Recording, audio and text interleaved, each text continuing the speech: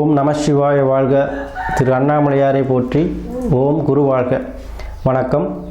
அனைத்து ஆன்மீக அன்பர்கள் அனைவருக்கும் இந்த சிவடியின் ஏகே குரு சிவராஜனின் அன்பு கலந்த வணக்கங்கள். பொதுவாகவே வாழ்க்கையில் நம்ம எல்லாருக்கும் மாற்றங்கள், அதாவது நம்ம வாழ்க்கையில் ஒரு தொழில் தொடங்குறதா இருந்தாலும் சரி, ஒரு முன்னேற்றத்துக்கு ஒரு ஸ்டெப் எடுத்து வைக்கிறதா இருந்தாலும் சரி, இல்லை ஒரு சுப முகூர்த்தம், திருமணம் சார்ந்த விஷயங்கள், அதே போல் ஒரு குழந்தை பாக்கியம் இல்லைங்க சாமின்னு சொல்கிறவங்க, அதே போல் புதுசாக வீடு கட்ட முடியுமா, ரொம்ப நாளாக ட்ரை பண்ணிகிட்டு இருக்கேன் முடியலைங்கிறவங்களுக்கும் சரி, இந்த மாதிரி பல பிரச்சனைகள் அன்றாட மனிதர்கள் சந்திக்கிறாங்க. ஸோ அவங்களுக்கு எப்போ வழி பிறக்கும், அதே போல் இந்த 12 ராசிக்கு கிரகங்களும் எப்போ சேர்ந்து அவங்களுக்கு நன்மையான பலனை செய்ய போகிறதுங்கிறத நம்ம பார்க்க போகிறோம். அது குறிப்பாக இந்த தை மாதம் நான் பார்க்க போகிறோம். ஏன்னா தை பிறந்தால் வழி பிறக்கும் அப்படின்னு சொல்லுவாங்க. ஸோ தை மாதத்தில் எந்தெந்த ராசிக்கு எந்தெந்த சுப காரியங்கள் செய்யலாம், எந்தெந்த தடைப்பட்ட விஷயங்கள் நம்ம வாழ்க்கையில் ஒரு ஒற்றுமை இல்லை, உறநிலை ஒரு வீட்டிலே குடும்பத்தில் பிரச்சனை, பண கஷ்டம், ஒரு வேலை கிடைக்குமா, நிரந்தரமான ஒரு வேலை, அல்லது ஒரு பதவி உயர்வு, இந்த மாதிரி விஷயங்கள் நம்ம கிடைக்குமான்னு ஏங்கிக்கிட்டு இருப்போம். ஸோ அந்த மாதிரி நினைக்கிறவங்களுக்கு எல்லாருக்குமே நம்ம தை மாதம் பார்த்திங்கன்னா ஒரு சுபமான நிகழ்ச்சி, சுபமான ஒரு அனுகூலமான ஒரு மாதமாக இருக்க போகுது 12 ராசிக்குமே சரி. ஸோ அந்த வகையில் நம்ம இன்றைக்கி தை மாதத்துக்குரிய பலன்கள் பார்க்குறோம். ஏன்னா இந்த தை மாதங்கிறது தமிழர் திருநாள், உழவர் திருநாளாக கொண்டாடுறோம். ஸோ எல்லாருக்குமே இந்த தை மாத உழவர் திருநாள் வாழ்த்துக்களை ஃபஸ்ட்டு சொல்லிக்கிறேன். அதே போல் இந்த தை மாதத்தில் முக்கியமாக நம்ம கண்டிப்பாக ஒவ்வொரு வீட்லேயும் எதிர்பார்க்கக்கூடிய மாதம் தை மாதம். ஏன்னா நம்ம ஒரு சுப நிகழ்ச்சியாக இருந்தாலும் சரி, ஒரு புதிய தொழிலாக இருந்தாலும் சரி, ஏதோ நம்ம நல்லது நடக்குமா நடக்காதான் ஏங்கிக்கிட்டு இருக்கவங்களுக்கு இந்த தை மாதம் கை கொடுக்கும்.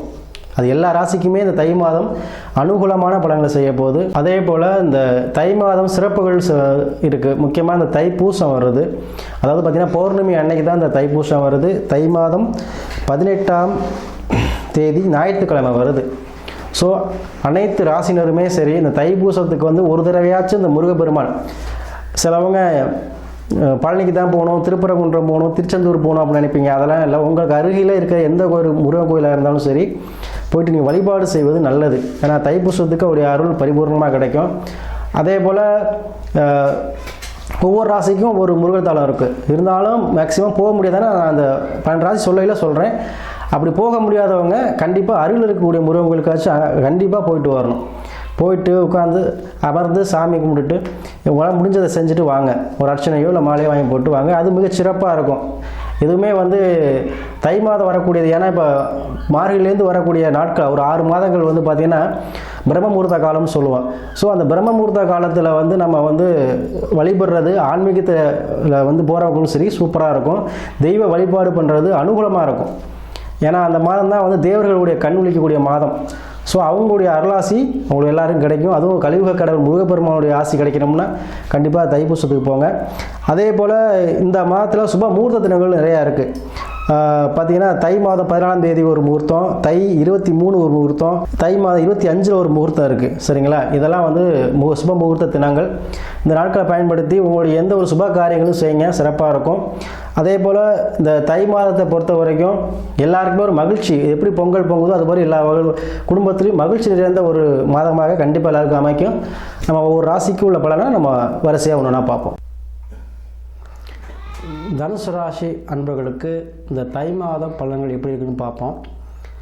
பொதுவாக இந்த தனுசு ராசி அன்பர்கள் பார்த்திங்கன்னா எப்போவுமே ஒரு இலக்கை நோக்கி செல்லக்கூடியவங்க, இளமையிலேயே சம்பாதிக்கக்கூடிய திறன் பெற்றவங்க, வேலைக்கு செல்லக்கூடியவர்கள், கல்வி நிலையங்கள், கல்வி சார்ந்த விஷயத்தில் அதிக ஈடுபாடு, ஆன்மீகம் சார்ந்த விஷயத்தில் அதிக ஈடுபாடு, எந்த விஷயத்தையும் பார்த்திங்கன்னா ஒரு இலக்கு வச்சு செயல்படுவாங்க, குறிக்கோளோடு இருக்கக்கூடியவங்க அந்த தனுசு ராசி அன்பர்கள்.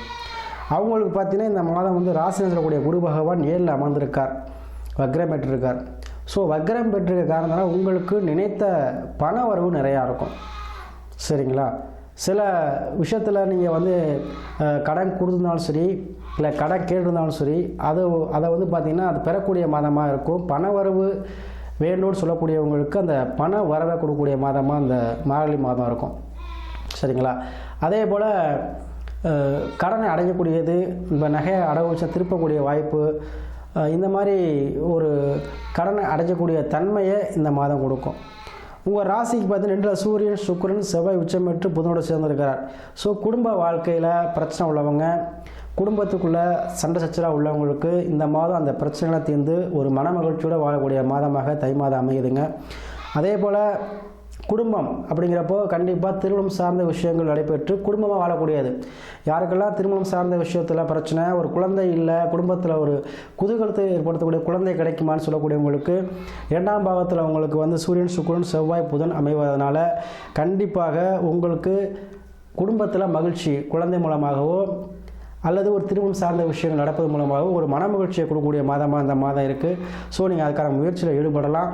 ஸோ குடும்பத்தில் ஒரு நிம்மதியான ஒரு வாழ்க்கை தரக்கூடிய மாதமாக இந்த மாதம் அமையும். கணவன் மனைவி பிரச்சனைலாம் கண்டிப்பாக இருந்தால் தீரக்கூடிய மாதம். அதேபோல் வருமானம் சார்ந்த விஷயங்கள், ஒரு வண்டி வாங்கியிருக்கேன், அதில் வந்து லோன் கட்ட முடியல, ஒரு வண்டி வாங்கணும்னு நினச்சிருக்கேன், வாங்க முடியல, ஒரு இடம் ஏதாவது ஒரு இடத்துலையாச்சும் ஒரு வாங்குவோன்னு பார்க்குறேன், அதுவும் வாங்க முடியலன்னு சொல்லக்கூடியவங்களுக்கு இந்த மாதம் உங்களுக்கு கண்டிப்பாக அது எல்லாமே நடக்குங்க. அதே போல் லேண்டு பிஸ்னஸ், அதாவது ரியல் எஸ்டேட் பிஸ்னஸ் பண்ணக்கூடியவங்க கண்டிப்பாக அதில் வந்து சில பேருக்கு பார்த்திங்கன்னா என்னென்ன தெரியல, சாமி பிஸ்னஸ் டல்லாக போயிட்டுருக்கு, ஒன்றுமே வந்து லேண்டு பிஸ்னஸ் ரியல் எஸ்டேட் பண்ண முடியல அப்படிங்கிறவங்களுக்கு இந்த மாதத்தில் ரியல் எஸ்டேட் பண்ண நல்லா சிறப்பாக இருக்கும். ஏன்னா தனுசு ராசி என்பவர்களுக்கு பார்த்தீங்கன்னா செவ்வாய் உச்சம் பெற்றுல இருக்கிறார். ஸோ கண்டிப்பாக உங்களுக்கு வந்து இந்த ரியல் எஸ்டேட் பிஸ்னஸ் வந்து இப்போ இந்த மாதம் நல்லா இருக்குங்க. நிறையா லேண்டு வந்து பிஸ்னஸ் பண்ணுவீங்க, லாபம் அதிகமாக கிடைக்கும். அதே போல் நிறைய பேர் வந்து வீடு கட்ட முடியாது. இப்போ சில பேருக்கு பார்த்திங்கன்னா இப்போ தனுசு ராசி என்பவர்கள் பார்த்திங்கன்னா இந்த காலகட்டம் பார்த்திங்கன்னா நிறைய பேர் வீடு கட்ட ஆரம்பிச்சிருப்பீங்க. அதில் வந்து சில தடங்கள், தாமதம், இல்லை ஏதோ ஒரு பிரச்சனை, வில்லங்கம், ஏதோ ஒரு விஷயத்தில் சம்திங் பக்கத்து வீட்டுக்கார பிரச்சனை, ஏதோ ஒரு விஷயத்தில் வீடு கட்டவே முடியல சுவாமி, நானும் ஒரு 2-3 மாதமாக பார்க்குறேன், அது ஸ்ட்ரகிள் ஆகிட்டே இருக்குன்னு சொல்லக்கூடியவங்களுக்கு இந்த மாதிரி ஸ்ட்ரகிள்லாம் வந்து கண்டிப்பாக தீர்ந்துருங்க. ஸோ உங்களுக்கு இடத்துல கொடுக்கக்கூடியவங்க உங்களை தேடி வந்து சமரசமாக போகக்கூடிய அமைப்பு இருக்குது. உங்களை எதிர்த்தவங்க உங்களுக்கு சரணடைஞ்சு உங்களுக்கே வந்து என்ன பண்ணுவாங்க, அது வந்து பிரச்சனை விலகிடுவாங்க, அவங்களே தானாக விலகக்கூடிய வாய்ப்பு இந்த மாதத்தில் இருக்குது. அதே போல் சூரிய பகவான் செவ்வாய் சேர்ந்து ராஜகிரகம் 2 இருக்கிறதால யாருக்கெல்லாம் வந்து வருமானம் சார்ந்த விஷயங்கள், அதாவது எனக்கு கொஞ்சம் ப்ரமோஷன் கிடைச்சுன்னா நல்லாயிருக்கும், இன்க்ரிமெண்ட் கூட கிடைக்குமான்னு நினைக்கக்கூடியவங்களுக்கு இந்த மாதம் வந்து அது கைமேல் பலனாக கிடைக்கும். ஏன்னா சூரியன் செவ்வாய் ராஜகிரகம் சொல்லுவோம், ரெண்டுமே வந்து உச்சம் பெற்ற சூரியனோட, செவ்வாய் உச்சம் பெற்று சூரியனோட இருக்கிறார். ஸோ அரசு சார்ந்த விஷயம், அரசு டிபார்ட்மெண்ட் வேலை பார்க்கக்கூடியவங்களுக்கு நீங்கள் நினைத்தது போல் பதவி உயர்வோ இல்லை சம்பள உயர்வோ கண்டிப்பாக கிடைக்குங்க.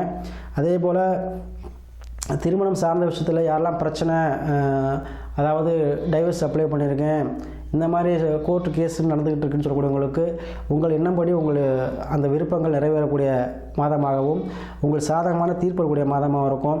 அதே சமயம் பிரிந்தவர்கள், அதாவது திருமணம் 2வது திருமணம் செய்யக்கூடிய விருப்பம் உள்ளவங்க அவங்களுக்கும் இந்த மாதம் வந்து கண்டிப்பாக 2வது திருமணம் நடக்குங்க. ஏன்னா உங்களுக்கு 11ஆம் தேதி சுக்கிரன் பகவான் 2ல் இருந்துக்கிறனால கண்டிப்பாக யாரெல்லாம் வந்து செகண்ட் மேரேஜ் பண்ணவங்க, நான் வந்து 2வது திருமணம் பண்ணணுங்க அப்படிங்களுக்கு கண்டிப்பாக நடக்கும். அதேபோல் உங்கள் ஆழ்மன எண்ணங்கள், யாரெல்லாம் வந்து விருப்ப திருமணம் நடக்கணும், லவ் மேரேஜ் நடக்கணும்னு சொல்லக்கூடியவங்களுக்கும் இந்த மாதம் வந்து அதுக்கு அதிகமான வாய்ப்புகள் இருக்குது. அதே போல் செவ்வாய் உச்சம் பெறுவதனால கண்டிப்பாக ஏதோ ஒரு வகையில் ஒரு லேண்ட் பிஸ்னஸ் கண்டிப்பாக வாங்குவீங்க, இல்லை ஒரு வீட்டோட ஒரு லேண்டு வாங்குவீங்க. இந்த மாதிரி உங்களுக்கு குடும்பம் சார்ந்த விஷயத்தில் இருக்கக்கூடிய பிரச்சனை இடத்தையுமே வந்து இந்த மாதம் தீரும். அதே போல் அவங்கவுங்களுக்கும் ஒரு தனிப்பட்ட ஜாதகம் இருக்குது, அதில் தசா புத்தியை பார்த்துக்கங்க. அது என்ன நேரம், என்ன கிரகம் போயிட்டுருக்கு, நமக்கு எப்படி நேரம் இருக்குதுன்னு பார்த்துக்கிட்டு அதற்கேற்றாலும் முடிவு எடுத்திங்கன்னா இந்த தை மாதம் உங்களுக்கு மனமகிழ் மாதமாக, உங்கள் மனதில் உள்ள எண்ணங்கள் நிறைவேறும் மாதமாக, ஒரு ஏதோ சம்திங் வந்து உங்களுக்கு இப்போ ஒரு இதாகவே இருக்கும், மனசில் ஒரு சஞ்சலத்தை கொடுக்கக்கூடிய அந்த எண்ணங்கள் எல்லாம் மாறக்கூடிய மாதமாக இந்த மாதம் இருக்கும். கண்டிப்பாக தை பிறந்தால் வழி பிறக்கும் போது கண்டிப்பாக இந்த தனுசு ராசிக்கு தை பிறந்தோமே வழி பிறந்தணும். அனைத்து விஷயங்களும் நீங்கள் பண்ணலாங்க. வருமானம் சார்ந்த விஷயங்கள் இருந்த பிரச்சனை நீங்கி வருமானத்தை பெருக்கக்கூடிய மாதமாக உங்களுக்கு அமையும்.